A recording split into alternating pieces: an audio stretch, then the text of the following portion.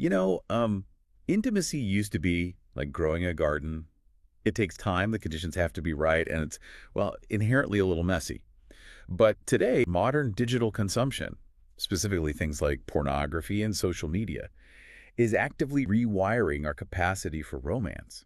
Yeah, it's basically treating human connection like a highly optimized machine. Exactly. Okay, roughly 80% of U.S. men and 40% of women consume pornography, and a lot of it just surfaces unprompted on social media apps. Right, you're just scrolling your feed and damn, it's right there. Yeah, like you open an app and you're thinking, geez, I'm at work here. Oh, totally. And I mean, it is an addiction. You really have to understand that you are being manipulated, you're being programmed. So it's not just an accident. No, not at all.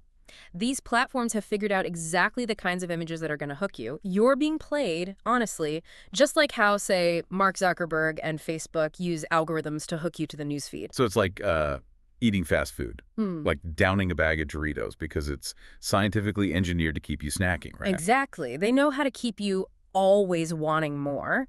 And that real-time optimization, it completely strips away the romance. It disenchants the world. Right. It really makes the people on the screen and the person watching feel like machine parts. They're not human anymore. Wow, machine parts. Yeah, there's no emotion involved. It's completely mechanical, which is just really, really depressing and alienating. It really is. But if our desires are constantly hijacked by a screen like that, what are we actually losing in our real-world interactions? Well, about the loss of the love sublime. For social animals, that's the ultimate experience where the boundaries between two people are allowed to melt. And your ego softens, right? Right. Yeah, your ego softens and you feel their world and they feel yours. But that requires something very specific, which is vulnerability.